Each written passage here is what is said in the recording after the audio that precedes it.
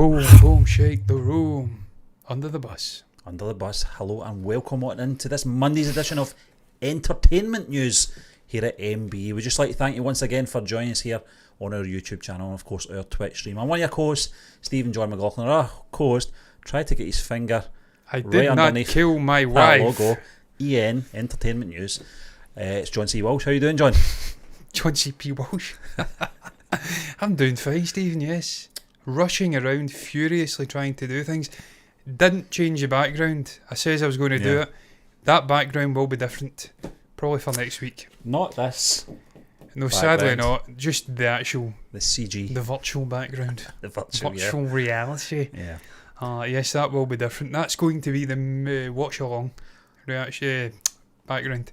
Reactions are different. Change that. Yeah, when we it's all there. Get round to doing watch-alongs again, but for the moment we're doing entertainment news. We've been absent for about a month doing this. And if anyone doesn't know, we've changed it from movie news to entertainment news, so we can talk about other things other than just movies. We are movie burner entertainment after all. We did start off, Stephen, didn't we? Yeah. Pigeonhole myself. We do it all like the time, John. We're famous for it. We're famous for boxing ourselves in and limiting ourselves. So let's do a Star Wars show once a week, and we can't speak about any Star Wars related content. The movie news show we did once a week until the Friday. Yeah. Let's do a hero show on a Tuesday. I always remember there was some major news dropped on the Tuesday, and I was like, "But we can't do it. We're doing our Force Friday show. We were recording the Force Friday show on the Tuesday for the Friday." And we just couldn't do it because that was pre-live stuff. But terrible. I don't know what we're thinking, but live is the way, guys. If you're going to do YouTube, do it live. Christopher Murray says best independent film in 2022. Christopher, that was 30 minutes ago when we should have been going live. Yeah, hopefully you're still here, Chris. If you're not, I wouldn't know, Christopher, because I've not got my finger on the pulse in terms of advanced screenings like every other fucker on YouTube. Yeah.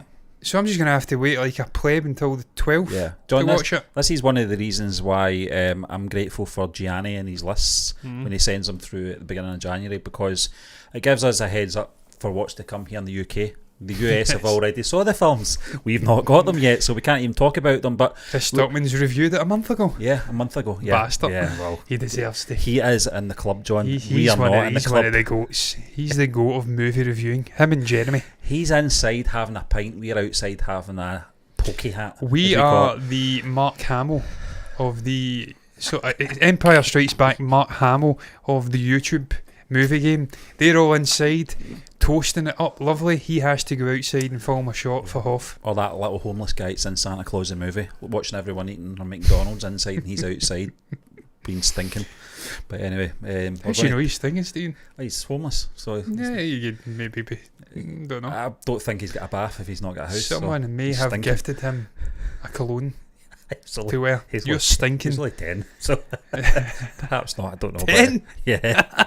Well, getting back to a famous Christmas present I got. It's after Christmas, but I do recall one fateful year. Must have been about 11. Oh no! My aunt gave me a colouring in book and an aftershave set.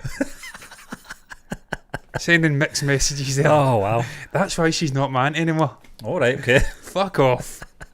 No, he divorced her. Did you get any crayons or anything like that with the colour? Yeah, yeah. I slipped my dad his torch. Fucking colouring in book with aftershave. My dad got a torch one year and then they had to wait the following Christmas to get the batteries. Fucking battery. That's cruel, isn't it? Oh, that is great. That's a classic 70s. That's classic fucking 50s in the Gorbals. Yeah. Is it much Gorbals it was a poor place. It's kind of... We were poorer than poor. It's not exactly exclusive now, but it's a lot better than it was. But anyway, we're going off in tangents before we even start, John. We're talking about, obviously, tar. We were trying to find out, obviously, how to pronounce this. It's Icelandic for tear. We were going, was it Tor? Is it Tar? Thor? I should know this, Stephen. I am off of Scandi Blood. You're off of Scandi Blood as well, there's no doubt about it. Yeah. Big fucking German busting to come out of the Scots fucking body there. There's no doubt in my mind, Stephen, that you have got some hardcore German shit going on in your heritage. John, I've got Indian. Yeah, well, I've got Icelandic. No, I've not. That's a lie. I've got Swedish. Yeah. Fucking, we're not here for that. Doesn't matter. Yeah. Point is, I should have been able to pronounce that name. Yeah. Well, I did. We got it right the first time. Tar. It's named Best Picture by the National Society of Film Critics. That's coming in from Hollywood Reporter. John, this is where I'm getting this from. Kate Blanchett. Why is it not working? and Colin Farrell were among the winners for the group's 57th annual vote. But we're here just to talk about Tar for a moment, John. We watched the trailer just prior to us coming on live. It looks just stunning. to give us an idea of what's to come. We've Certainly already stunning. read and discussed Gianni's review on the film as well. Yes. And I think Sin, when she was in as well from Sin's Corner, was talking about this film as well. A bit of controversy, I'm pretty sure. Yeah, it was borderline sort of wokeism in there. That's it. Wokeism. I think she's playing it's a biopic. She's playing a real living person.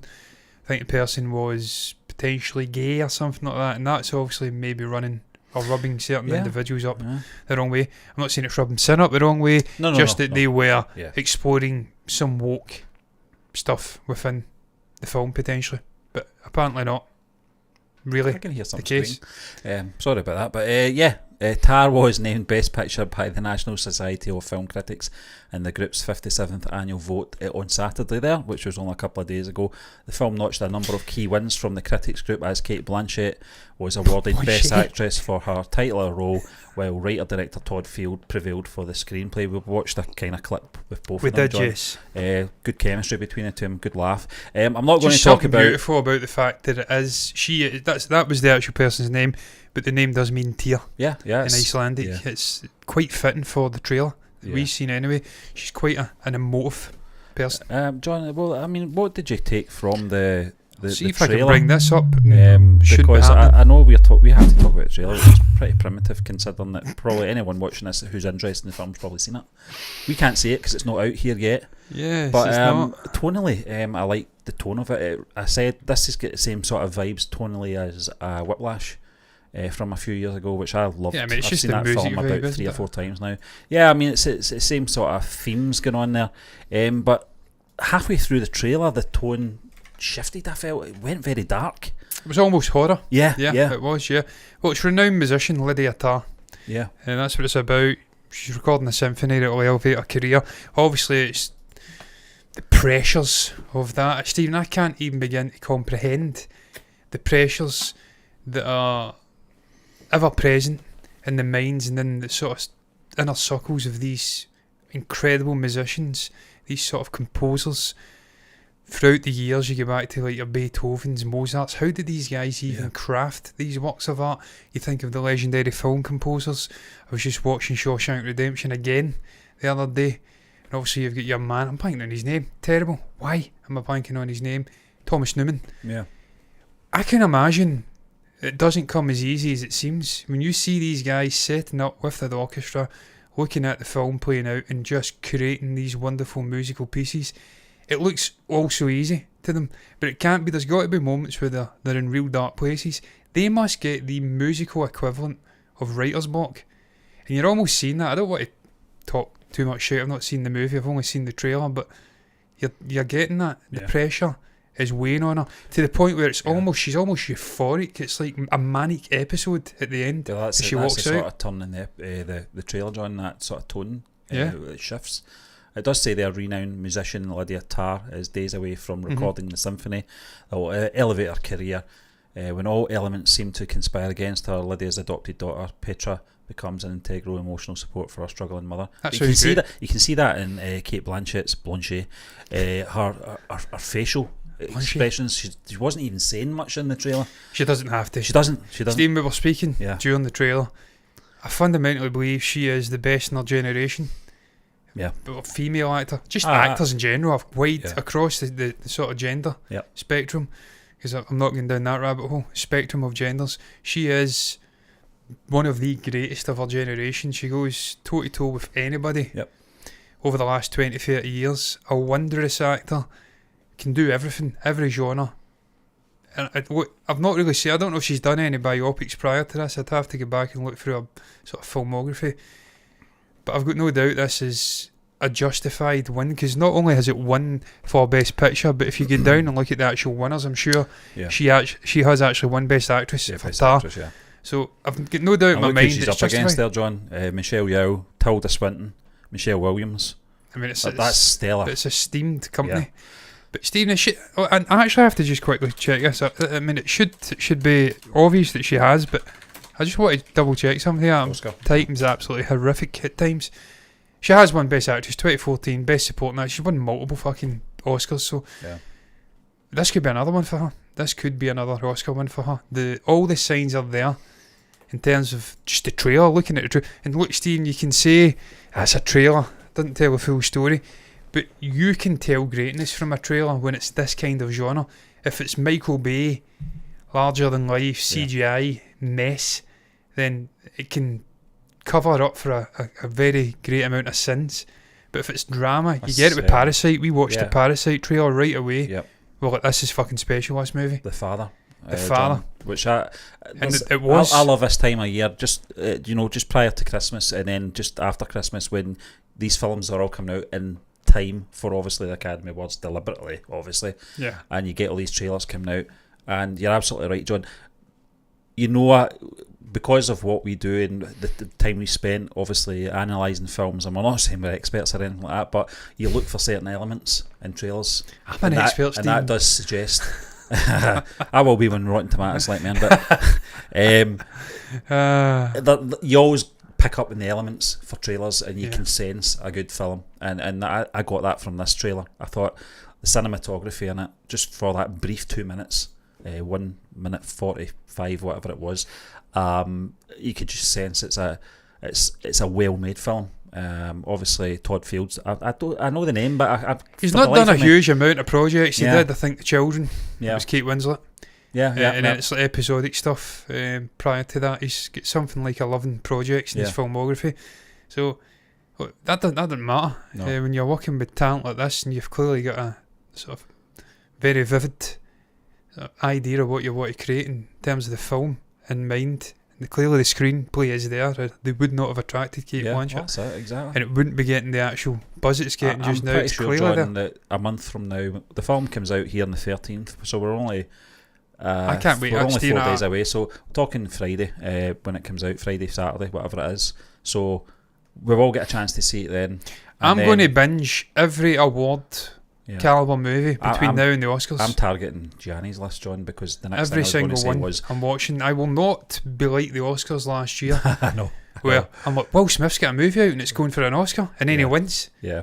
That's, and by the way, I did watch that movie. It was fucking John, for all the slaps I watched and the all Academy Awards last year, and I didn't have the same sort of excitement because I barely saw any of the films. Yeah. You know, and you're absolutely right. We've kind of went down obviously a rabbit hole with watch-alongs at the moment, and we had a discussion saying we'll have to rein them in at the moment until something really big comes through. Just because we're missing out so much, we don't know what we're talking about half the time, especially with Gianni, and it's embarrassing.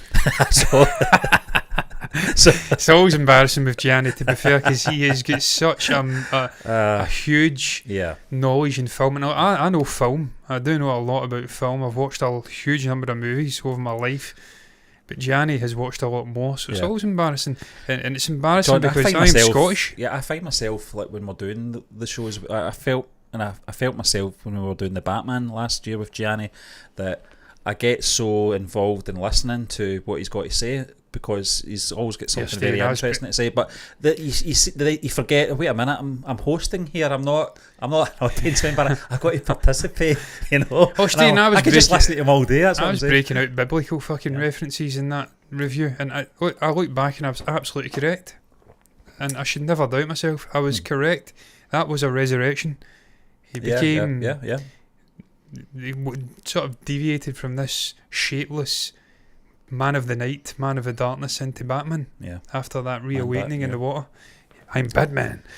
So I was right. Hey, freeze. But look, Stephen, you're absolutely right. There's something about this time of year. You can maybe fill in the gaps of things you've not seen. Genuinely great drama-driven movies, because you know when it's something like the National Critics or whatever the fuck it. What is the name of this actual show? This award, National Society of Film Critics. I'm saying that because it's American-based. Yeah, this is an off-American. It kind of goes under the radar here. It's an off-American actually up on. Award show. It was I think it was trending on Twitter, and I went, I want to see what this is about. But it's highly esteemed. It's obviously renowned critics who are going in, throwing their sort of nominations and votes into the hat here. So this isn't any regular scumbag in the street. Yeah, I mean, it's pre Academy Award. Golden Globes. That's the way I see it, because this sort of, you're absolutely right, John. And the next thing is the Golden Globes, and that kind of sizes you up for what's to come for the Academy Awards. Sometimes it's the opposite. You go Golden Globes, well, you're not getting an Academy Award. Yeah, well, I mean, look at Jim Carrey. Yeah, he won for fucking Truman Show. But it mentally prepares you for it, John. But as I said, we will talk about this more in depth once we've seen it. And it will probably be with Gianni. It will definitely be with Gianni because we'll be getting him on the show. But that right there, Stephen, I'm so happy to see as well. Best actor, Colin Farrell for Banshee of Inisherin. I think it's actually 2. It says Arthur Yang and the Banshees of Inisherin. But Inisherin, him and Brendan Gleeson were stunning in that movie. It was just fantastic, brilliant watch. If as someone of Irish descent, and I think you're also the same, Stephen. Barry Keoghan, he got a runners-up for support actor. He was absolutely outstanding in that movie as well, playing a totally different character again. I think that's fantastic, John. The best supporting actor is Ki Hyun Kwan. Yeah. Steve, I have to see Everything Everywhere All at Once. I know a lot of people have been Gianni and Dave, DM Anderson has reviewed that on our website, John. So I have to watch that one. It's on my list for sure. Multiverse will been out about 7 months now, so there's no excuses. Fucking disgrace. But I will watch that. That does look an outstanding movie, and again, you're getting to award season, and it speaks volumes about how great the movie is, Stephen, because we are 7 months on, and usually if a movie comes out earlier in the year, it usually loses momentum. By the time the award season comes. That's why they do try to tie the releases in just perfectly for the big award shows, so they can just build the right momentum. You talk about Parasite, I think it was a week before it came out here in the UK, before the Academy Awards, which was ridiculous. We were the last place on the planet. I think the Golden Globes had already happened and we still hadn't been released here. Yeah, we were the last place in the world to get Parasite. So this is what you're up against. That is what you're up against. But point is, it must be special because released 7 months ago and it's still getting buzz. So that tells you how good it is. It's such an interesting concept. Yeah. But yeah, man, look, glad for Kate Blanchett because she is one of the great actors. Yeah. And I want to see her passing Meryl Streep. I don't know if she's already passed Meryl Streep in terms of Academy Awards. Because we had that conversation. It may be controversial. No, I think she's better than Meryl Streep. I think maybe it's the choice of films as well that sort of parallels my tastes more than anything, rather than what Meryl Streep's been doing.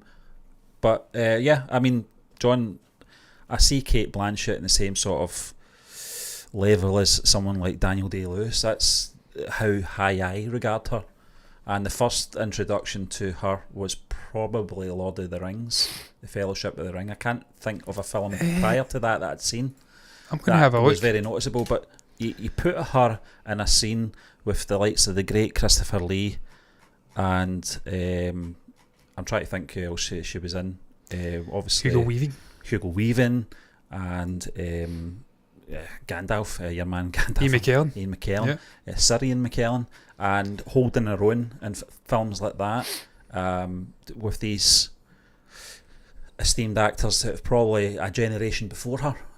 Maybe not so much Hugo Weaving, but certainly obviously Christopher Lee. And Eyes Wide Shut. She was a mysterious woman. Yeah, she was uncredited. The talented Mr. Ripley as well. Again, John, under the radar for me. I wouldn't have really paid attention to any sort of The Gift character or anything like rings that. a bell. It rings a bell, John. Maybe I don't know. No, I'm not really sure. 6.7 out of rubbish. What are you doing? You're doing Kate. Come on, you're better than that. Elizabeth. It's funny that my wife, obviously sister, had that and I never watched it. I just wasn't interested in obviously that kind of thing. The whole Queen and Country thing. I mean, great actor. She is a great actor, man. I'm just glad to see it's doing well. It's getting buzz. Yeah. And she's once again going to be crowned potentially the Queen of Hollywood. Yeah. John, we're going to move on anyway to our next topic because we have got a few things we want to talk about. We will be talking about some gaming news as well, lastly, and prior to that, obviously, some music stuff as well, tying in with maybe a web series, film, kind of documentary thing. But before that, we're going to have a little moment here to do with Earl Boen. I think that's how you say his name. He's the actor, obviously, from the first 3 Terminator films, who sadly passed away last Thursday, John, in Hawaii. Those worst places to die. Yeah, I mean, he was 81 at the time. I think it's his daughter that confirmed it to Hollywood Reporter. Ruby Harbin said her dad was diagnosed with stage 4 lung cancer in November and died quietly in his sleep.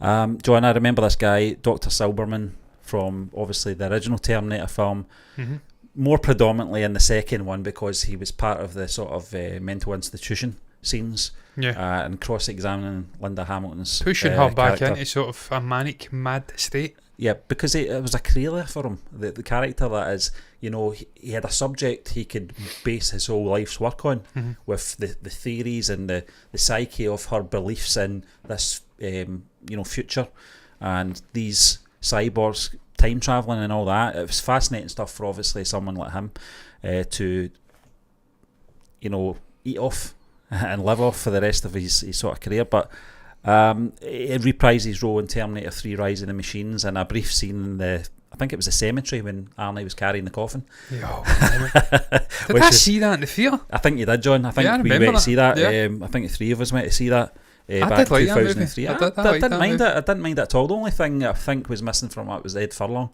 If they got him back, it would have been a proper Terminator sequel. But it's funny, Stephen. There's a prominent forum I'm on, not relating to movies, but they do. I mean, you're on it as well. I'm not going to reveal it. And they were talking about actors who were truly great, but perhaps had relatively unremarkable careers. Should have went on to do more big, prominent movies. And Bean was one of them. Michael Bean's that his name is? Michael Bean. Yeah, fantastic actor, yeah. Also played Kyle Reese. Yep. He was one of the names that kept popping up. Huge name, a sort of prolific actor in the 80s, 90s, seemed to disappear really from the mid-90s, not really do anything major after that. Not that I can recall, John. Untapped potential there. I remember he came back for Planet Terror, the Robert Rodriguez. Yeah, I liked that movie. Double that was matinee with obviously Tarantino's Death Proof. Death Proof, yeah. I forgot what it's called there. It's the most prominent film out of the two of them, but I loved that as well, though. I loved Robert Rodriguez films. And who was the one that played the corporate? I think he got his fucking finger cut off or something. Was it the old guy? The guy, he's part of this sort of Tarantino Rodriguez universe, isn't he? He always crops up. I can't remember his name. He sadly passed away now. But I need to search it up. Josh Brolin was in that as well. He was a doctor, I'm pretty sure. A good film. But anyway, Michael Bean, he's a good actor. Bean, fantastic actor. Planet Terror, where is he? Where is he? Obviously Bruce Willis was in there as well. Yeah. It's not Danny Trejo. I forgot he was in there as well. I don't know who the fuck it was, man. But wait, not bad. Earl Boen, John. Earl Boen, yeah. He's one of these guys that I can't think of anything else he's been in, because that character to me just stood out. It was the sort of cynical.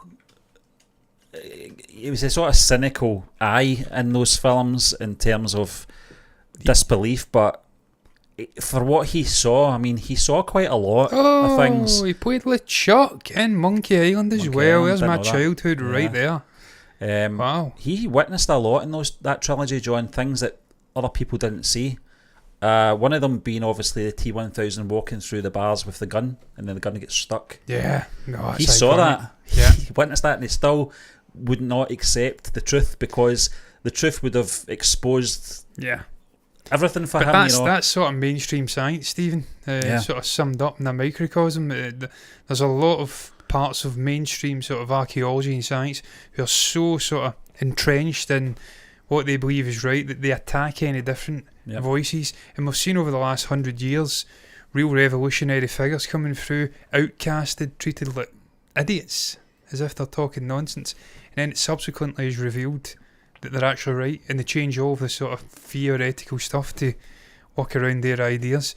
I think the only one that was probably accepted right from the get-go was probably Einstein, because this guy clearly knew what he was talking about. So he's almost, I always viewed that character almost like a singular figure representing that sort of disbelieving science community, if you like. I don't know. Yeah. Talking shite. No, but I mean, listen, it would be sadly missed, John. It will be sadly missed. I thought it was a kind of light relief in those Terminator films, particularly the first one and the second one. They had that cynical eye, as I said, but it also had kind of humour about them as well, which I loved. And certainly in the second one, after being attacked, I can't remember what he says. He turns around to the sort of camera. They're filming, obviously, the interviews with Sarah Connor and stuff like that. That was one of the best moments in that movie, I have to say. All the shit that happens in that movie, but going deep into Sarah Connor's, that sounded weird, sort of mentality, her psyche was one of the standouts, because the transformation of that character from movie 1 to 2 is one of the great cinematic transformations for me, right up there. Just totally different character. She's seen some shit. He'll be sadly missed, John. He will be sadly missed. 81, whilst not a young age, certainly for modern day society, still relatively youthful, isn't it? Yeah. I would say. I would say so. But John, we're going to move on. Unless you've got anything else to say. No, Stephen, I'd only just be repeating what you've said. It's part of one of the greatest film franchises. Sadly, it's diminishing returns now for the Terminator. But the first 2-3 movies, certainly the first 2 movies, 2 of the greatest movies ever made, pioneering their use of sort of stop motion, practical effects. It's Jim Cameron, as you says. Guy's proven again that he's a goat of filmmaking. Avatar 2's into the top 7 all-time box office, about to hit $2 billion. John, it's got to that stage financially now. He said, and now I have to do the sequels because it's reached that. He's done the sequel. He's already filmed Avatar 3. He's deep into Avatar 4. What's happening? Doesn't matter. You know that guy's going to make money. It doesn't matter what he fucking does. That guy's a god of the box office. So it's Jim Cameron. So if he's casting you can't get a better seal of approval than that. So rest in peace, Requiescat. What is it again? Requiescat. I don't know. I don't speak Latin, but rest in peace, Earl. Yeah, we're going to move on, John, to music news now. Just a brief discussion on Mary McCartney talking about, obviously, the new Abbey Road documentary, If These Walls Could Sing This, premiered on, I think it was the weekend, on Disney Plus here in the UK. I'm not sure where it for the rest of the world, but certainly here in the UK it premiered, and it is now available. I will be watching this probably over the next couple of days, and I know you will be as well, John. I've seen the trailer and right away. The new documentary, first and foremost, Mary McCartney being Paul McCartney's daughter, James Paul McCartney, Paul and Linda's daughter. Tells the NME about documenting the history of the music's most iconic studio. Because of my surname, she said, I almost shied away from doing the project. I can get that. Abbey Road, John, interestingly, during the Beatles period, wasn't called Abbey Road Studios. That was renamed Abbey Road. It was EMI, but was it? I was about to say Olympic, but that was another one, wasn't it? The other one, that's where they had to do some of Abbey Road, the actual album. It's funny, isn't it? Wasn't all done in Abbey Road. John, the documentary which arrives here, it's arrived in the UK now on the 6th of January, charts a long history of the iconic London studio and includes interviews with the Beatles, of course, Paul McCartney and Ringo Starr, alongside Elton John, Nile Rodgers, Noel and Liam Gallagher, Roger Waters, Celeste, George Lucas, and more. That's the side, John, that I wasn't expecting. I thought it was going to be predominantly it's Mary McCartney, it's going to be mostly about the Beatles, mostly about Paul.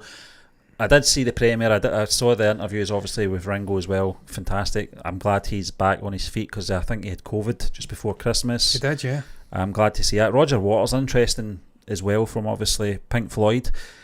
Elton John, Noel and Liam, obviously getting interviewed separately.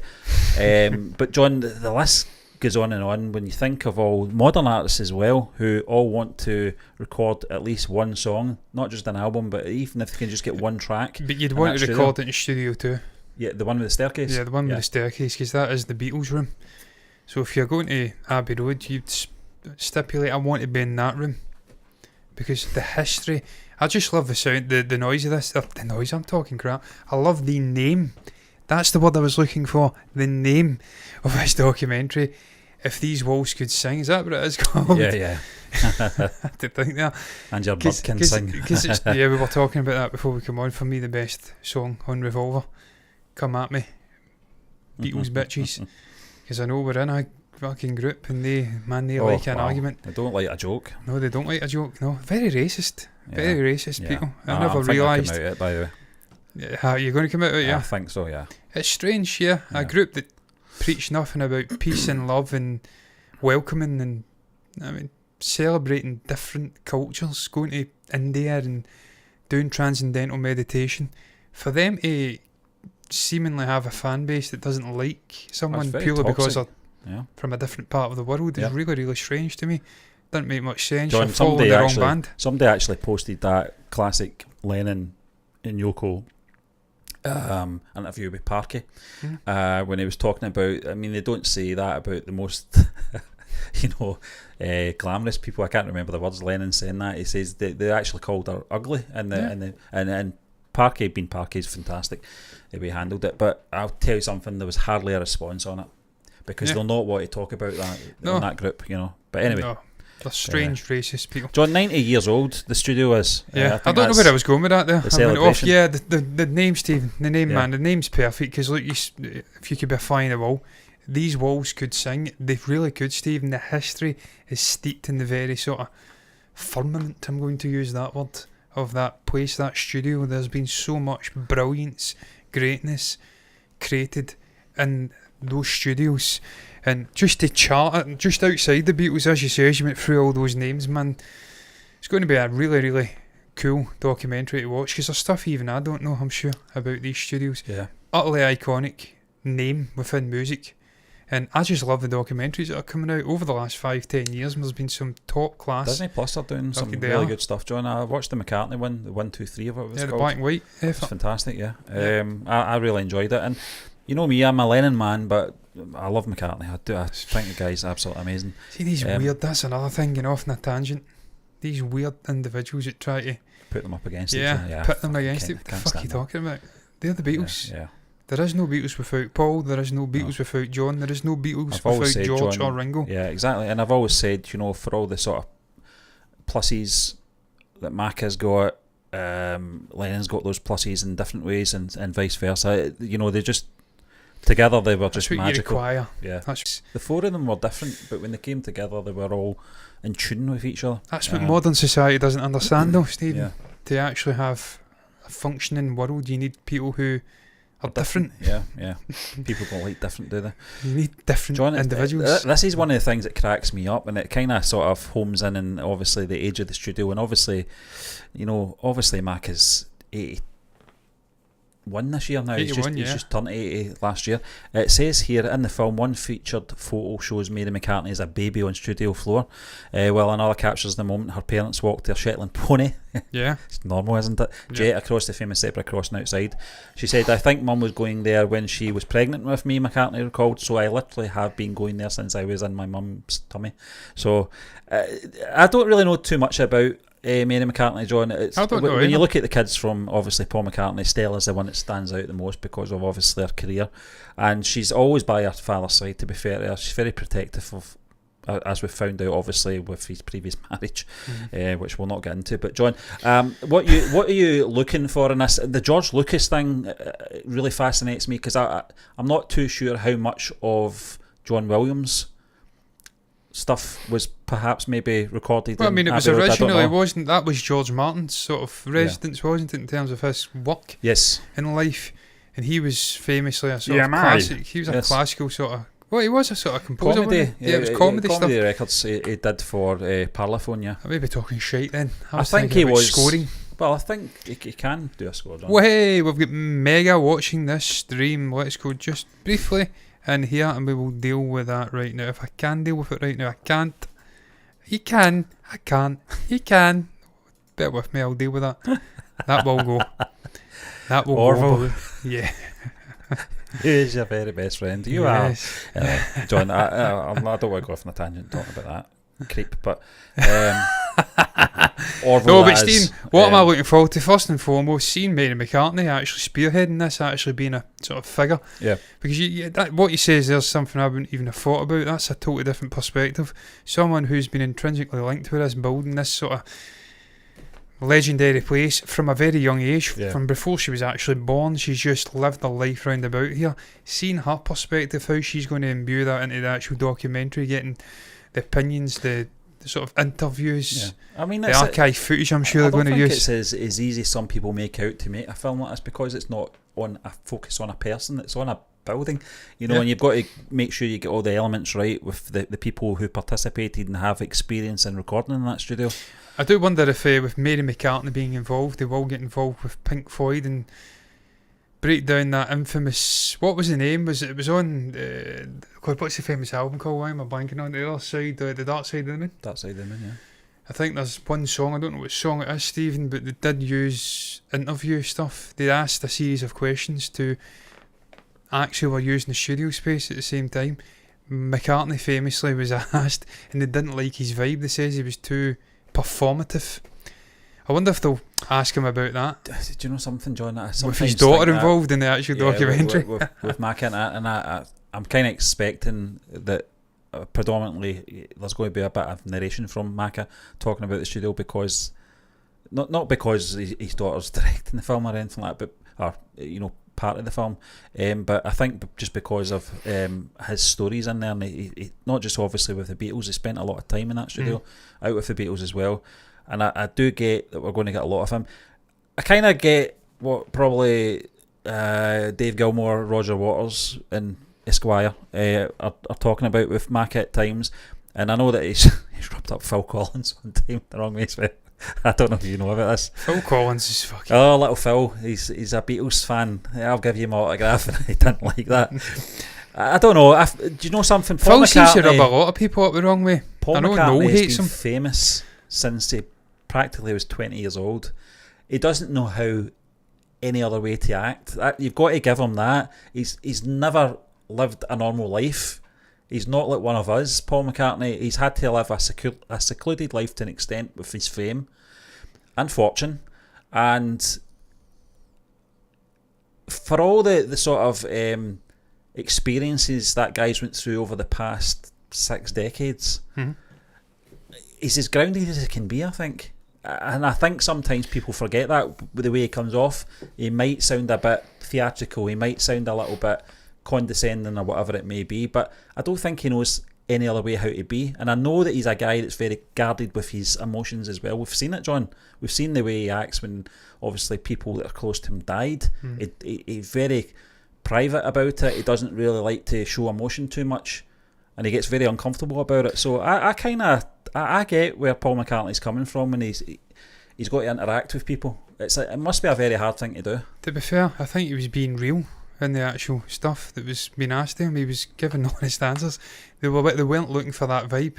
He was positive and performative. They were looking for a sort of more, I don't know, depressive sort of. That was the whole vibe of that album, wasn't it? It was almost like a soundtrack, an unofficial soundtrack to The Wizard of Oz, some might say. Yeah. Unconfirmed. Fucking is. Running time's the exact same. But yeah, man, look, I'm really intrigued by this actual documentary. I'm just looking off the actual, out the corner of my eye here at the sort of comments, and you can see here pretty much everything I learnt for the first time. We wouldn't sit around as a family and talk about these Beatles stories. Obviously talking about stuff, the actual conversations she's having with her father regarding this space, this studio. It is, man, as I said, it's a unique sort of qualification that she has to actually dive into the history, because she is looking at this space she's been hugely a part of since she was actually unborn in her mother's womb. She's been hanging around this location, so she has this personal attachment to the actual building, the studio space, and it's just such an interesting concept, man. I'm really looking forward to this documentary, and the fact they are using archive footage, so we are going to get people who are perhaps sadly no longer with us discussing this studio. Possibly, John. I mean, there was what a fucking shot that is. Yeah, I think this is the Shetland pony, isn't it? It is, yeah. I think, John, how the fuck did they get that down? God, I mean, imagine walking by there at that point in the day and seeing Paul and Linda crossing the famous zebra crossing. But I'm looking forward to seeing it, John, from that perspective. I'm not. I might be surprised to say this, being a Beatles fan, but I'm not really interested in really hearing too much about the Beatles stuff, because I think I've heard it all before anyway, through the anthologies and stuff like that, with their connections with Abbey Road. You might find that Paul will probably regurgitate some of the stories that we've already heard. That's not a problem, because there'll be a lot of people getting this fresh that don't know the stories. I get that. I'm looking. I hope they've got sort of more engineers interviews as well. Great, I want to hear what they've got to say and how they compare that studio to working in other studios and that kind of thing, kind of vibe they're getting from, working behind the scenes and stuff like that. But Queenie Eye is probably one of the more recent, 10 years ago, to be fair.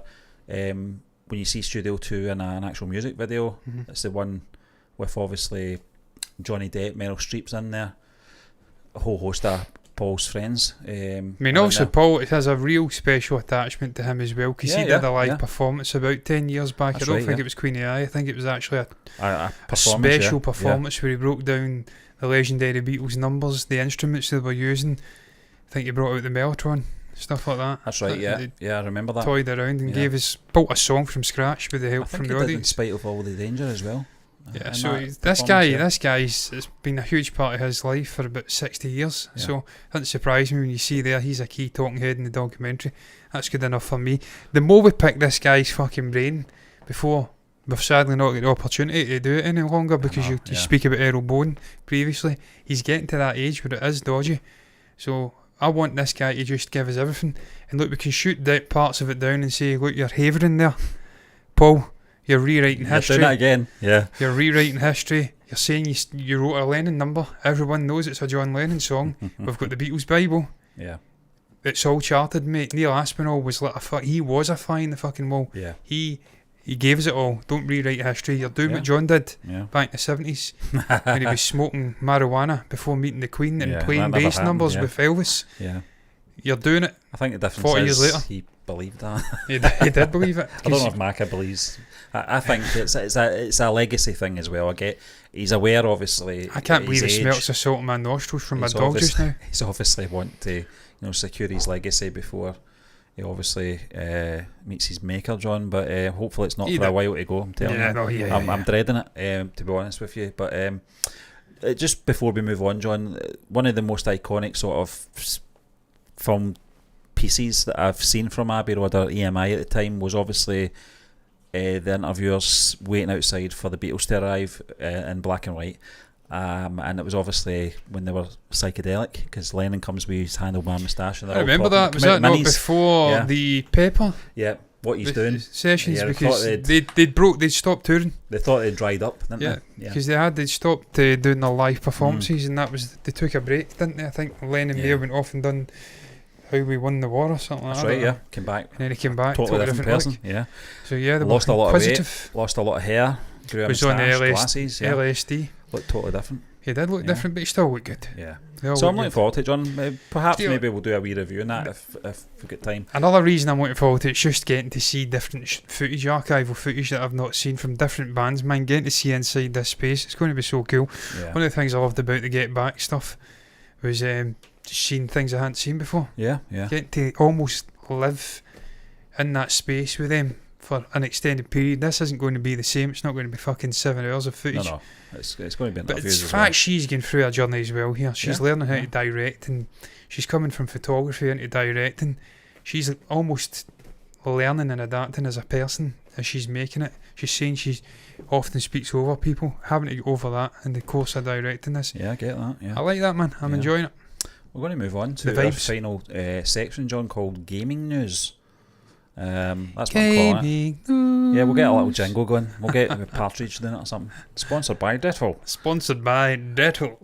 Just deep bar. This came in from Metro, a paper I used to read on the bus when I used to travel, when I commuted before I was working remotely before the pandemic. And John, this is the most anticipated video games of 2023, and we're just going to go through these very briefly, John, because obviously time's pressing, but and we don't know most of them as well. I do.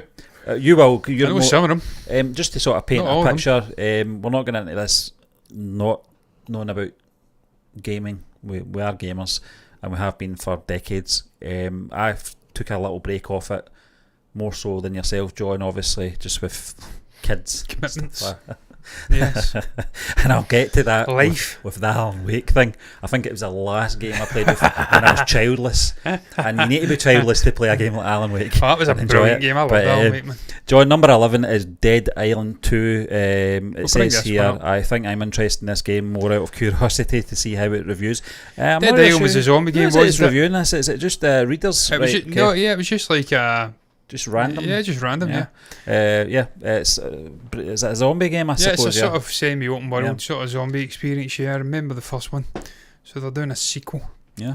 So yeah, look, man, I love the zombie stuff. We're speaking, Stephen, the sort of Dead concept Rising, of stuff like that. Obviously, the Walking Dead games, the Telltale games, and then you've got that was a different vibe. Yeah. Then obviously, so many, man. There was another one. It was a 4-player, multi, as the Americans like to say. Yeah, I mean, you see it in different sort of incarnations. Call of Duty stuff, the zombie mode. Yeah, you've got that. You've got obviously Quake and Doom and stuff like that. I love Quake, undead feel to it as well. But was that Bones? Bones, yeah, from Fucking the arena. love Bones, yeah. Quake Arena. Yeah. But So I'm a huge fan of the zombie stuff. yeah, I love that. I love that as well. Number 10, John, Forspoken.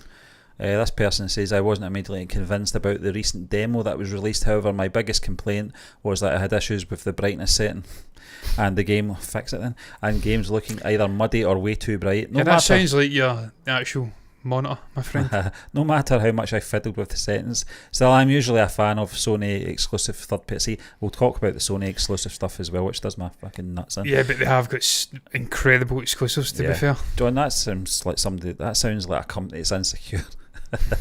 We're fucking keeping it to ourselves. To be fair, buy our fucking console because we're not sharing this with anyone. They have to though, because Microsoft are fucking insanely rich and they're buying up Ubisoft, I think, and they're buying up fucking there was something else what was the other company they bought up?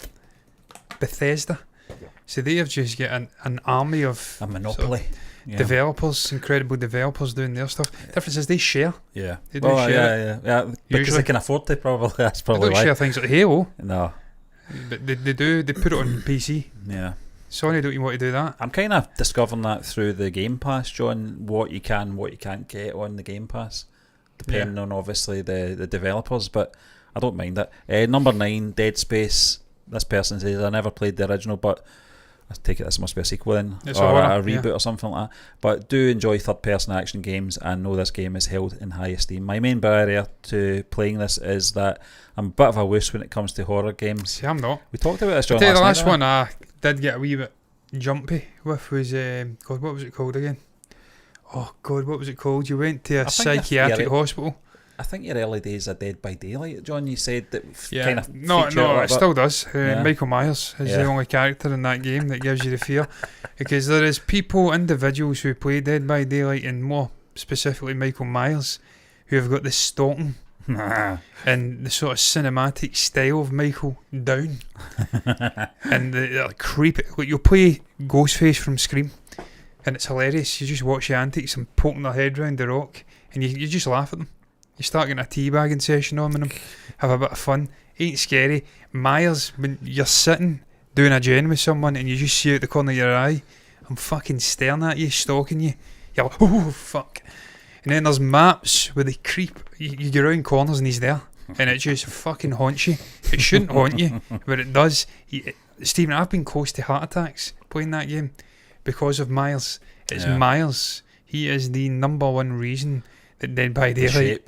The shape. That fucker haunted my childhood for years. Sin. And he still haunts me. Hi, Sin. How you doing? Can I search up here? Sin says, have not seen Tar, but I've seen it talked about quite a bit. Recently rewatching The Gift with Blanchett in it. Love that movie. Yeah, man. But Tar doesn't come out until the 13th here. Yeah, I don't know how some of these fuckers have got it already and have actually watched it. Outlast was that game. That was that horror game. Stephen, I'm telling you, if you can get your hands on that, you need to play that. Yeah, keep an eye out. Is that Outlast? It was Outlast, wasn't it? It's disturbing, yeah. I don't know if that's it. I'm pretty sure it was Outlast. Yeah. You go to this sort of abandoned hospital, and it's this big creepy fucker with a ball and chain. There's so many jump scares in there. Really well done. Yeah, and a lovely story as well. Dead Space, John, I'll have to keep an eye out for that if you like that kind of thing. Dead Space is a sort of Alien, I think, space set horror game. Like Alien, basically, yeah. It is. It's like a cheap knockoff of Alien, but it's good. Number 8 is Season, A Letter to the Future. This person says, I don't really know much about the game, as I haven't had any chance to. Well, you're not helping us here, pal. No, but I see what you mean, Stephen. A lot of it is art style. I mean, I think of Oxen. I always fuck this name up of this game. I think it was Oxen 3 or something like that. Just a lovely little indie number, side-scrolling, sort of Monkey Island style indie number. Not like Monkey Island at all, but side-scrolling, quite simplistic. But the art design, stunning. The soundtrack, incredible. A large part of these indie-style games is just the sort of ingenious way they craft the game. Still like a 2D game, John. I do like a 2D game, yeah. One of the ones that stood out for me, Celeste for anyone that's round about my age, for the Sega Mega Drive. So I'm going back. Was called Another World, and it was one of those left to right games, John. It was an adventure strategy game, kind of a sort of improvement from the old strategy, turn left, turn right, pick up key, that type of thing. But It was fantastic. I love the Prince of Persia game, the original Yeah, sort of yeah. side-scrolling Yeah. Prince of Persia. That was I on the grew up with- PlayStation, wasn't it? Yeah, The I think original it was PlayStation? on the Amiga originally, yeah. I think, as well. I mean, I'm sure my age here. Yeah. Master Systems. It was and on the Super Nintendo. That's where Kevin was playing Super it. Yeah. Nintendo. And then Yeah, the you're right. Amiga fucking 800 or something like that. Yeah. So many great games I played. Top-down games, freaking Jurassic Park, Lethal Weapon. The games, Stephen, it's almost, there's almost a bleed over in terms of video games into movies with the eras. Yeah. When you think of the classic movie era, classic TV shows like Star Trek, the sets are crummy, they're shitly designed, but just really There's a lot of thought. bare put bones. in, yeah. But there's a lot of thought in the story, and they overcome the They've sort of got to- limitations. They've got to rely on Whereas now, that. great graphics and stuff like that are 10 a penny, but the story seems to Yeah. lack. And they never held your hand back then. No, it's It was more thought provoking. Everything's got a tutorial now. Even Dead by Daylight. Sin says, "Oh, Dead by Daylight. I played that one Halloween with my son. He was Michael Myers. Oh, fuck, I'm telling you. It scared me for my life when I first saw Halloween." Oh, I'm telling you. He's Michael the only one Myers in it. killer, He's yeah. the only killer. There's loads of killers. Yeah. Freddy Krueger's in it as well. I used to be haunted by him, but Freddy's more show busy though. yeah, he's a joke in it, man. He's I a take the bit piss too out of him. in your face. There's something about Michael Myers just creeps There you is. out. It's fucking William Shatner. Yeah, yeah. Giving It- us that. it- I keep calling it a death mask, but it Yeah, wasn't. it is. He's not dead. No. He's not dead. Number Not yet, anyway. Number 7. Fuck's sake, we're talking about the dog tonight. I hope I've not put the sign over William. Talking about the dog just round the corner from you, Stephen. We having the conversation with the woman. Oh, gee, My God, yeah, that dog yeah. doesn't look as though it's got long left. And then it died. And then it Yeah. died like a week later. Yeah. So I hope I've not just done William dirty. I Yeah. love William. Brilliant guy. John, Alan Wake 2 is at number 7. Obviously, we both remember the first one that came out. Yes. I think it was maybe 2011, 2010, 2011, I can't remember. What a soundtrack. It was Roy Orbison's Roy Dreams. Orbison got me into Roy Orbison that John, game. I said to you at the time, I got it. It was a second-hand game, I think. No, sorry, it was in a bargain bucket in Asda, and I went, "This actually looks pretty good." I think it cost me something like a tenner, which is good for its day. Yeah. And I played it, and I went, "This is like an episode, a Monster of the Week episode, like X-Files stuff going on."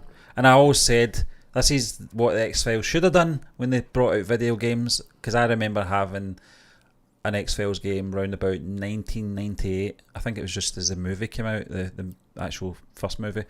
And You gave me that game. it was yeah, video. it was brilliant. It was like Yeah, it was almost sort of like interaction, click here kind of yeah. thing. There's games like that just now. Yeah. Lemmy loves them. But, So, Yeah, well, acted out. It's like Yeah. proper. I had obviously Duchovny and Anderson just at the very start, and then it was some Mitch random. Pileggi, by the way, was another person someone says should have had a better career. Brilliant actor. Yeah, well, he was in a horror film called Shocker. And then The sort Skin of- Man. Yeah, you see, I watched X-Files. Like, I want to say about 10 years ago. I was watching it when I was a kid. Yeah. Didn't really Then you get the understand. box set, yeah. Then I get the box set and went down a rabbit hole. I was laughing at Mitch Pileggi. The Skin Man. Ha ha ha ha. I'm fucking Mitch Pileggi now. I'm not laughing now, am I? The Skin Man. The Skin Man. John, this Fuck you, Duchovny. this comes out in 2023. Yeah. I'm looking forward to this. It's been very much a long time in the making. Very much like GTA 6. Fuck's going on, Rockstar? Come on. But it's been made. It's been 10 years since Stephen, the I last tell one. you though, man, there's Never mind your fucking these spin-offs that you're putting there is into- a chronic underappreciation of how good Red Dead Redemption 2 is. Oh, it's The actual fantastic. story. Oh, it's amazing, John. Stephen, have you seen the The videos? single player. I actually completed the single player. It is unbelievable. It's Yeah. like a real-time world. Things, the characters are eating, Yeah. the food off the plates. There is real changes. You can go up and watch railways being laid. Yeah. They're hitting actual pins into the actual railway line. Fantastic game. The level of detail, the Fantastic. complexity. So John, we spent many an hour during COVID as well, when we had COVID, playing that game where you probably just back since I had you COVID. actually passed out. I did while we were pass playing out. it, and your character was just standing still in the middle Yeah. of the desert. I was And I was lying like, in my "What's going on?" bed. I was half under the quilt. I fucking fell asleep. And then I was having a fever dream Yeah, of like 2 hours later. you thought And you it were was, playing it. it was, and I couldn't get Yeah. to sleep. And my brain was, Stephen, I tried to explain it. My cousin came along to the house about a year ago. He had COVID. That's Liam. Yeah, Liam. He was trying to explain to people just how fucked up the fever dreams were. And I described it, and he's like, that's it. You've just described exactly what I experienced. Is it something that you feel you have to go through a series of quests? Yep, to get sleep. To get to the other side, yeah. And then you're like, what am I doing? John, there's like no one in the middle. You're like, what am I doing? Just shut your eyes and sleep. I told you that at the time I was watching The Two Towers, and for some reason I had it in my head that I had to get to Gondor before Gollum got there, so I could feel better. Yeah, if I get there, I'll be better. You know, yeah, it was absolutely crazy. I was like, what am I thinking? It was one of the weirdest fucking viruses I have ever had in my entire life. Bizarre. You would be feeling great, and then you'd be off. Not the worst cliff. virus I've had. Not the worst. No, norovirus is by far the worst virus I've ever had. The flu is the worst virus I've ever had. I have not had the flu since I was a teen. I couldn't get out of my fucking bed. Yeah. I must stress, I was being sensible when I was doing it, because I know you shouldn't be leaving the house when you had COVID. Yeah. But I was walking my dog with COVID. You actually felt alright when you were doing that? We stay in a pretty decent sized estate. Yes. It's wide, expansive. You can stay away from people. It's not overpopulated. Yeah. So I wasn't going out and spreading the fucking Black Death to people. But I was walking my dog with COVID because he had to get walked. Yeah. No one else can walk him. So it wasn't that bad. But it was horrific. When it was bad, it was fucking bad. And the fever dreams were bad. This all came from Alan Wake. Yeah. I loved Alan Wake. Brilliant game, atmospheric, just a cracking story. This is single player video game. It's done right. There's just this emphasis now to sell things to people. You've got sort of in-game purchases, and it's like gambling being pushed onto young kids. It's everywhere in FIFA and games like that. Yeah. Dead by Daylight's fucking terrible for it. You have to access characters. You can grind and get them to get perks, but you can also buy them. I've put stupid money into that fucking game. Stupid money into that game, man. I have spent way too much on cosmetics for that fucking game to wind people up. SimCity's terrible for it, John. This game didn't do that. This was a single player game with a story. It didn't have Xbox Live or anything like that. It was just one of those games, wasn't it? Just single player. The fucking soundtrack was great. It was the graphics were fantastic. Storyline was fantastic. It was like a movie. Yeah, it was. It was like very a movie. But we'll move on to number 6, John. Star Wars Jedi Survivor. This person says, I didn't play that much of the first game, mainly due to the difficulty. However, after playing Elder Ring this year, I think I may be up for the challenge. I plan to give the first game another try and will eagerly see how the sequel is received. This game wasn't difficult. Might be another game to try when it comes to Game Pass. That part I do agree with, because when it comes to Star Wars games, John, they're very Marmite, in my opinion. They're really, Fallen Order is amazing. They're really good or they're really bad. And obviously since the demise of LucasArts, thanks to KK, it's just kind of nosedived. I thought there was a lot of potential. Battlefront, I've not played Battlefront 2 because of my experience with Battlefront. I remember the last time you played Battlefront 2. No, you played Battlefront 2, you did play it. Was it Battlefront 2? Yeah, it was Battlefront 2. I remember it was a capture the flag game. Battlefront 2? It was Battlefront 2, yeah, because you had the ships crashing into Jakku. We were in a No, it was definitely Battlefront 2. We played it for sure. Oh my god! It was a hangar level. Yeah. I'd never TIE get fighters, wound up with games. Never get capture wound up. the flag. This broke Stephen. So scripted, it was unreal. It broke Stephen. It was like, because I was running around with like a fucking Han Solo blaster, just killing people left, right, and centre. And the game turned. We had the momentum, and then it flipped to the other side. Within minutes. And Stephen, it broke Stephen. Never went back to the game ever again. I took the disc right out of the console and threw it. Absolutely, like you fucking prick. Threw it. And never again. Brilliant. Bring back George. You don't know what you're doing, Kathleen. Nothing to do with her, but I was raging. Yeah, I never get that with games as well, but for just everything. I get that with games. It was like, John, you know what it's like when you talk about that, and I know that obviously you could smell the grass, you know, when you turn that and playing the guitar. That's what that other team are like. Yeah. Everything they did was just... I went, this is unreal. I love that quote from Jackie Stewart. Fucking one of the greatest quotes of all time. Yeah. Our senses were that in tune with the actual racing. We were that fucking on it. You could smell freshly cut grass a couple of corners ahead. And that other team were like that. They were the Jackie Stewarts of that. Jackie Stewart, if you don't know, is an F1 driver from the 1970s, 80s, 60s. Pioneered the sport to what it is now. Heightened senses. They were that alert. They could sense a driver had went off onto the grass a corner ahead. He could smell the grass. That's how on it they are. Jackie was in the news recently, by the way. I think they're doing something with him. He fucking revolutionised the sport, the safety, everything. Good is Scot what as well. it is just now because of him.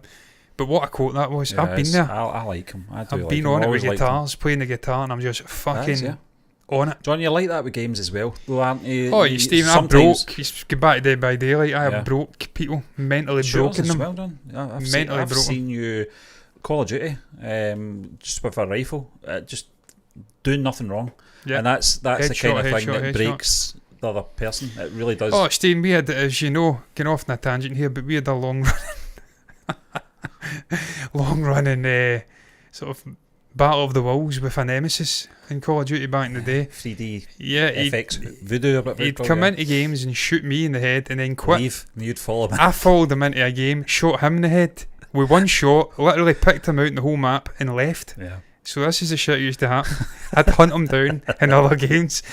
So if you're out there voodoo, this is what we look like. Load in and snipe him in the fucking head and then leave. Yeah. So fucking, that's what I'm like. I'm hyper competitive. He was, what do you used to call them? Tank boys? Yeah, he was a tank boy. Yeah, tank boy. Yeah, hiding a tank. Prick, that's what it was. John, but Star Wars Jedi Survivor, really looking forward to this. I love that game. It's sort of Dark Souls vibe game. It's got to be better than that Rogue Squadron game that came out. Yeah, you need VR. You need the VR for that. Yeah. I'm going to hook the VR up and try it. Yeah. But I've not got a fucking throttle, so it's going to be strange.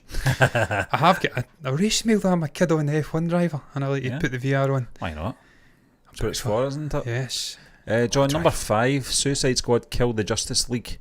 It's obviously another DC one this time. A sort of Batman Arkham sort of thing going on, if you're a fan of that. But Rocksteady, yeah, I mean, again, it's very much like the LucasArts stuff, or whatever they call it now, the Star Wars stuff. Very hit and miss when it comes to comic book stuff. But I love the Batman Arkham stuff. Yeah, I remember you giving me a loan of, I think, the first one that came out. Yeah, for the Xbox. It's the fighting mechanics are brilliant. The timing, the ducking and stuff. Yeah, just that creeping about. Yeah, it's great. Brilliant. What Batman's all about, isn't it? You combine that with the Suicide Squad, that's a match made in heaven. Yeah. All John, the different you characters. talked about, obviously, it was Marvel stuff you were talking about, obviously, with the Guardians of the Galaxy. What a game. Fantastic, but the Avengers fucking not so good. Yeah, the Avengers it was a different kind of game for me. It just it wasn't story driven. Yeah. It was weird. You'd go into like little mini game things. It was almost like a multiplayer game. Even that title, Suicide Squad, kill the Justice League. They've got no chance against the Justice League. What are they doing? But anyway, it would be funny to watch. As much as I didn't I didn't mind the first film, the Will Smith Suicide Squad, but this Suicide Squad I got a lot more enjoyment out of with the cast, and it was funny as anything. Started with a bang with Weasel. Yeah, and just killing off people we thought were going to be in the film the whole duration. They were in it for the first 5 minutes. Yeah, that's just taking the piss. That's taking the piss. Resident Evil 4 is at number 4, John. A long run of games for Resident Evil, going back to the first PlayStation, probably before that as well. That I recall, you had the perspectives round about that time where you could choose a character and go down certain roads and stuff like that. I think that was one of the first games I ever seen that on. Haven't really followed it since. I think it was Kevin that had the original Resident Evil game, and he loved it. I wasn't so much. I think the sort of free play in it was very restrictive. You had to go down a certain path. What was that game that we played? L.A. Noire. Very much like that. There wasn't too much free reign in the game to sort of venture out. I think they did that. Potentially opened it up maybe in the last one. I've not played any of the Resident Evil games. I'll tell you that right now. I haven't touched one. Maybe the original one, potentially. I don't know. But yeah, I seem to have missed that whole franchise. There's games like that for me, where I seem to just miss them. Whole franchises. Does this one intrigue you, John? Hogwarts Legacy, number 3. I'm looking forward to this a lot. Yeah. There's a lot of controversy surrounding this. The trans community on social media are trying to boycott it. They're trying to get people to boycott the game because obviously J.K. Rowling has made some dodgy comments regarding the whole trans question. She's not linked to this game at all. She's not linked to the developers. She's just the sort of creator of the world. Yeah. People have spent years building this game from the ground up. It's massive. It's open world. Incredible detail. Set 100 years, I think, before the events of Harry Potter. It looks amazing. Looks incredible. Yeah, I see it's coming out for Switch. Interesting. Yeah, I'll be getting it on the PC. It's coming out shortly, in a month or so.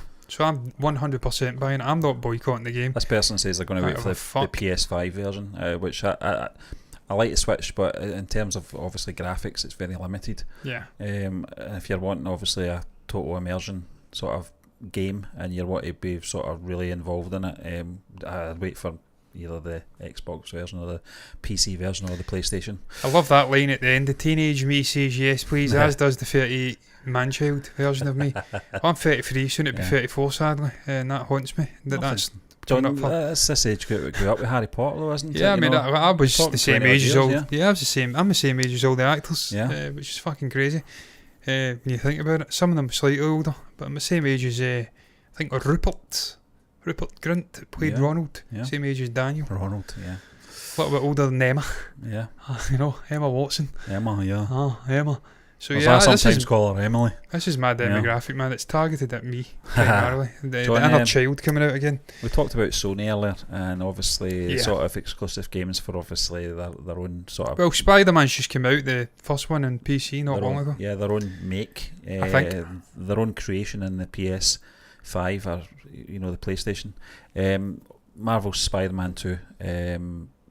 John, you've had a few Spider-Man games through the years on PlayStation, as I recall. I think you might have loaned me one for the PlayStation 2. That was a fucking brilliant game. At the time, the graphics were fantastic, right up there with GTA at the time. Maybe even better than GTA 3. I think it was probably at the time. It was better, yeah. It was very blocky GTA at the time, but Spider-Man game, I remember the Eiffel Tower, the Empire State Building, getting up that and actually feeling sick. I don't like heights, but that's how good the game was. But I don't mind heights, I just don't want to be hanging off a building that's 1,000 feet in the air. But the actual screenshot, I think, on this website is taken from the game as well, and it looks incredible. It does, Stephen. The first one looks stunning. I'm going to have to buy it for the PC and play it. I think it's Kingpin's the villain. There's a sort of expansion stuff with Miles Morales. By all accounts, one of the best Spider-Man games, best sort of comic book related games ever made. Yeah. Brilliant story, brilliant mechanics. Graphically stunning. Again, it's a Sony exclusive, so they do hold the rights to it for long periods of time, as is the right. Number one, John, the actual IP on this list by reader MATC7884. The Legend of Zelda, Tears of the Kingdom. Legend of Zelda, John. I think we've all grew up with Legend of Zelda. Yeah, I mean, I played Breath of the Wild when I got the Switch, and it's one of the greatest fucking RPG sort of games ever made. Just really brilliant mechanics, interesting art style. A legendary character, isn't it? It is. It's been around for 20, 30 years now. It's been a lot. I was going to look that up actually, just to see it, because it has been a long time, and I know Kevin, he liked those games when they first came out, and I really just want to see when the first one came out, because I think it's the early 90s. It's more, I mean, it does go Breath back. Of the Wild I was game of the year sort of when it came out. I'd say mid to late teens probably when the first one came out. But so late 80s, 90s, you think? Yeah, I would say early 90s. Yeah. It's been around for forever, so I can understand why when a Legend of Zelda game comes out, man, it's a fucking absolute. It's a moment. It's like a Tarantino movie. Yeah, it's an event. It's an event. It's like GTA when that comes out. The beginning 1986 to 1993, so it was a lot earlier than that. Wow. Yeah, so been around for a long, long time. That's phenomenal, isn't it? When you think about it. And also, there's. You think of the sort of games that were coming out. I know it was obviously prior to your time, John, but you think a game, Mario and Sonic, and even before that, your Pac-Man, your Odd Job Eddie, your Jet Set Willies and stuff like that. There isn't many out with Mario and Sonic that have sort of outlived their consoles. Pac-Man's still around. Obviously, Zelda has. Yeah, Pac-Man. Yeah, it always comes back every now and again. Yeah. Very intuitive pick-up kind of game where you can go into it and have a bit of fun and then leave. But that's the list, John. That's some interesting games. Yeah, for me, the Hogwarts Hogwarts Legacy. Yeah, is that what it's called? Hogwarts Legacy. Yeah. That's my number one anticipated game for this year. When Spider-Man 2 comes out for PC or whatever, then I'll fucking get it for sure. But Hogwarts is definitely. For me, it's Alan Wake 2. A lot of memories attached to that first one. So I'm looking forward to seeing what they do with that. Bigger, more bombastic, I expect. So more Roy Orbison, please. Yes. Perhaps a little bit of Travelling Wilburys. Yes, I'm trying to think of a Roy Orbison song we can put into it. In Dreams was perfect because, of course, he was slipping out of conscious. That's right, yeah. I'm trying to think of one you could put in there. Boy Angels, that one of his? I'm not sure. La, Scooby-Wah, bum bum bum, yep bum. Oh, Blue Angel, don't you worry. Something You like got that. it. Yeah. You got it. If that fit into a horror, I don't know if they can fit fucking Chris Martin into a sitcom and what the fuck was Wigan, that? yeah. In Wigan, Yeah. anything's possible. Let's be honest. But yeah, man, that's going to round it up. That is, yeah. That is going round it up. It went for well over an hour. Yeah. It shows you what can be done when you put a pair of Scottish pricks into a room together. You talk about 4, 5, 6 topics. I don't know how many topics. Quite a lot. I'm going to have to go through all these and round them up. This will take another 20 minutes. What's your thoughts on the topics we touched upon? What do you make about Tar being named the best picture at the National Society of Film Critics Awards? Cleaned up. I think it won 3 or 4 awards. I think After Sun was another one. Yeah. I certainly put that in the tags. And obviously the Banshees of Inisherin, Colin Farrell had done well as well, the Martin Madonna film. What's your thoughts on that, Kate Blanchett winning? Are you looking forward to the movie? Have you seen the movie? Share your thoughts on it down below if you have to say. What's your thoughts? Earl Boen of Terminator fame, dying aged 81. Maybe share your thoughts, a little eulogy down there if you'd like on that, man. Thoughts on the upcoming documentary, If These Walls Could Sing, Mary McCartney. Daughter, I was about to say son, that'd be weird. Son, I've just done it again. My brain's having a moment. Daughter of James Paul McCartney, out speaking director of this documentary, charting the history of the legendary Abbey Studio. Abbey, I can't speak. Abbey Road, it's a good time to end. Abbey Road Studios. Say your thoughts about that down below. What's your most anticipated video game of 2023 set to release? This is 2023. It shocks me to my core, even saying that. Wow. Yep. Where has the time went? Where's It's it going? terrifying. Where is it going? I don't know. Going by quick. That's what it's doing. Anything you feel compelled to share can go down below in the comment section. That's the place to put it. You can also like the video if you've enjoyed it. Subscribe to the channel and hit the bell icon on YouTube to get notifications straight to your eyeballs. You can do the same thing over on Twitch. Follow button, notifications button over there. Regardless of what you do, also have to say is thank you very much to Sin for coming in, to Christopher Murray who came in, was seen, disappeared. 69mega.com. 69mega.com. Our AI help you find perfect match. Thank you for the comments. And until the next time, me and Steve are done.